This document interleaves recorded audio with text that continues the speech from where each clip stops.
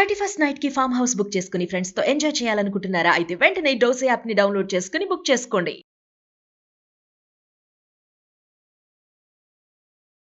Hello నమస్తే, welcome to Suman TV. ప్రస్తుతం మనతో పాటు స్టూడియోలో quantum manifestation coach quantum Shah గారు ఉన్నారు. వీతో మేనిఫెస్టేషన్ రిలేటెడ్ కొన్ని విషయాన్ని మనం ఈరోజు తెలుసుకుందాం. హలో షా గారు, నమస్తే. నమస్తే మ్యామ్. సో మేనిఫెస్టేషన్ గురించి ఎన్నో మాట్లాడుకుంటూ ఉంటాం. అంటే లైక్ అందరూ కూడా అవేర్ అవుతున్నారు.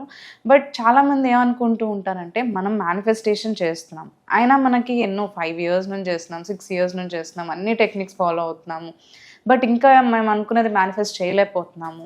అండ్ మరి సెలబ్రిటీస్ ఏమో చక్కగా వాళ్ళు మంచి నేమ్, ఫేమ్, మనీ అంతా కూడా వాళ్ళు చక్కగా మేనిఫెస్ట్ చేస్తున్నారా, ఏం చేస్తున్నారో తెలియలేదు, కానీ వాళ్ళు మాత్రం సక్సెస్ఫుల్గా లైఫ్ లీడ్ చేస్తున్నారు అని అనుకుంటూ ఉంటారు.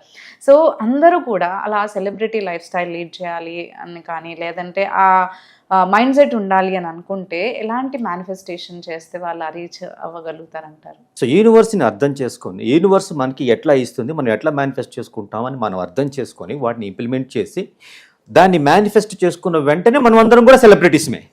Who is celebrity? Normal person, and ordinary person. ఎట్లా 2 చేతులు 2 కాళ్ళు మనలాగానే మామూలు మనుషులు, రైట్? ఎలాగైతే మామూలుగా దే హ్యావ్ టేకెన్ బర్త్, వాళ్ళు యూనివర్స్ని అర్థం చేసుకొని యూనివర్స్ నుంచి ఏ విధంగా అడిగితే, ఏ విధంగా అట్రాక్ట్ చేసుకోవాలి తెలిస్తే, దాన్ని ఆచరిస్తే అది వచ్చిందో అది ఆపరేట్ చేశారు. ఆ టైంలో వాళ్ళు పేషెన్స్, సహనము, ఓర్పు మెయింటైన్ చేశారు. అది ఎట్లాగైనా నాకు వచ్చి తీరుతుందనే ఫేత్ మెయింటైన్ చేశారు. ఈ 2 క్వాలిఫికేషన్స్, వాళ్ళకున్న క్వాలిఫికేషన్స్ ఏంటి? ఒకటేమో పేషెన్స్ అని ఉంది, రెండవది ఫేత్. అందరు లక్ అంటూ ఉంటారు, వాళ్ళకి మాత్రం లక్ ఉంది, నేను హార్డ్ వర్క్ చేస్తున్నాం, మేము రీచ్ అవ్వట్లేదు, వాళ్ళు మాత్రం లక్కీ పర్సన్స్ ఏమో అంటుంటారు, లక్ ఉండాలి అంటుంటారు. రైట్. సో నా మేనేజర్ నాకు ఏం చెప్పారంటే, మా టీంలో మా మేనేజర్ ఫర్ ఎగ్జాంపుల్ దీన్ని నాకు ఓపెన్ చేసి ఇమ్మన్నారు. నేనేం చేశానంటే ప్రయత్నం చేశాను. ఫర్ ఎగ్జాంపుల్ ఇది 11 సార్లు తిప్పితే ఓపెన్ అవుతుంది. నేనేం చేశానంటే ఒకసారి తిప్పేసి రావటం లేదని వదిలేశాను. నా సెకండ్ పీర్ మెంబర్ అట్లాగే చేశారు. సో 10 మంది టీం మెంబర్స్ ఇదే చేశారు. అందరూ ఒకసారి తిప్పేసి ఇది పని చేయట్లేదు అని 11వ వ్యక్తి వచ్చి ఏం చేశాడంటే ఇట్లా అన్నాడు, ఓపెన్ అయిపోయింది. సో ఇప్పుడు 11వ వ్యక్తికి ప్రమోషన్ వచ్చింది. మా 10 మందికి ప్రమోషన్ రాలా, 11వ వ్యక్తికి ప్రమోషన్ వచ్చింది.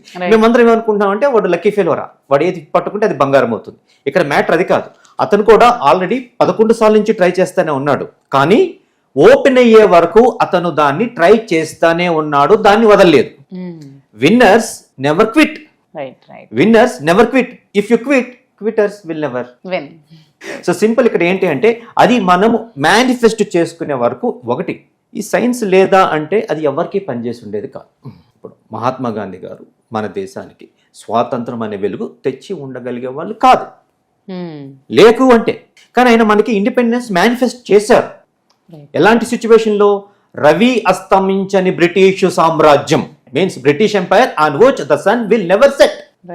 అలాంటి స్థితిలో ఎవరైనా కూడా ఆ బ్రిటిష్ సామ్రాజ్యానికి ఎదురు తిరిగితే వాళ్ళని కెనానికి అంటే పిరంగికి కట్టి షూట్ చేస్తారు, అంటే ముక్కలు.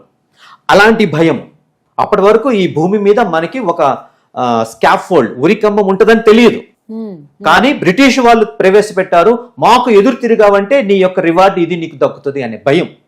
అలాంటి భయపడే స్థితిలో రైట్ 33 కోట్ల మంది భారతీయులని తన భుజం మీద రెస్పాన్సిబిలిటీ తీసుకొని రవి అస్తమించని బ్రిటిష్ సామ్రాజ్యానికి పడమట దారిని చూపిన గాంధీ. మీరు ఎక్కడి నుంచి వచ్చారు? పడమట అటువైపు ఉంది, వెళ్ళండి అని చూపించాడు. ఎలాంటి సిచ్యువేషన్లో? మా మీద సన్సెట్టే లేదు, వీఆర్ ద రైజింగ్ స్టార్స్ అనే బ్రిటిష్ సామ్రాజ్యాన్ని. సో సైన్స్ అనేది ఉంది, సైన్స్ లేకపోవటం కాదు. అయితే ఇక్కడ మహాత్మా గాంధీ గారు దాన్ని ఎలా అర్థం చేసుకున్నారు, ఎలా వాడుకున్నారు, అది మేనిఫెస్టో ఎంబాడిమెంట్ రియలిస్టిక్గా అయ్యే వరకు ఎలాంటి ఓర్పు, సహనం మెయింటైన్ చేశారు, చాలా important.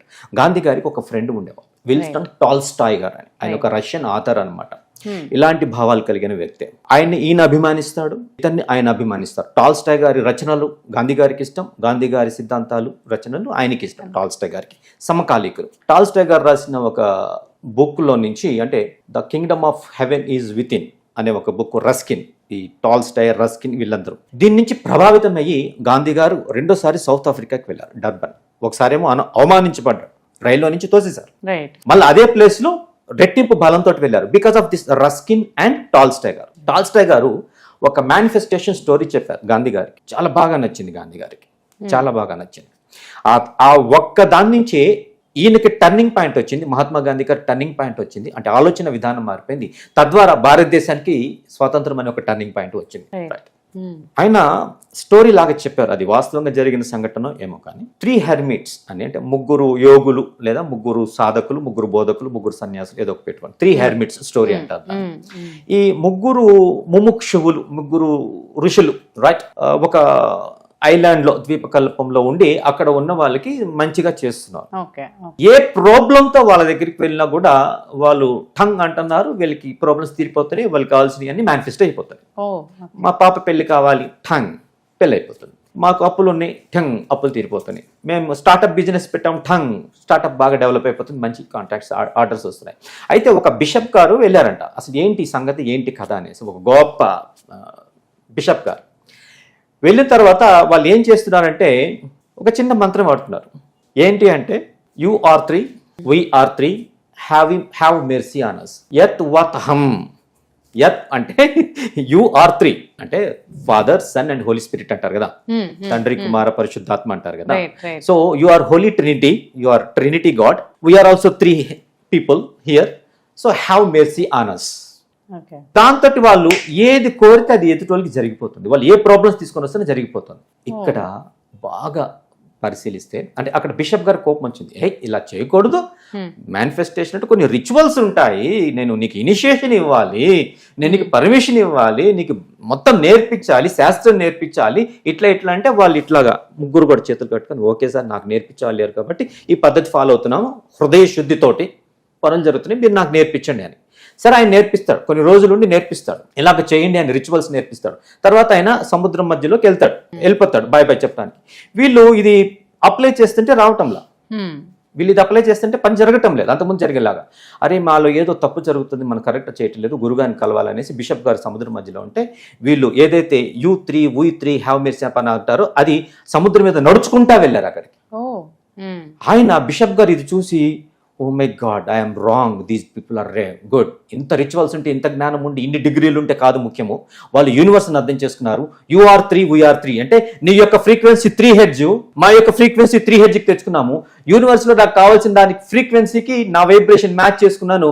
Frequency there is attraction, that is manifestation. So మనం కూడా ఆ ఒక్క ఫ్రీక్వెన్సీ అలైన్మెంట్ నేర్చుకున్నాము అంటే మనం కూడా అనుకున్నది సాధిస్తాము. ఎవరైతే సెలబ్రిటీస్ అనుకుంటున్నామో వాళ్ళతో సమానంగా మనం కూడా నెక్స్ట్ టైం స్టేజ్లో వాళ్ళ పక్కన మనం గెస్ట్గా ఒక సెలబ్రిటీగా కూర్చుంటాము. రైట్. థ్యాంక్ యూ అండి, థ్యాంక్ యూ. నమస్తే.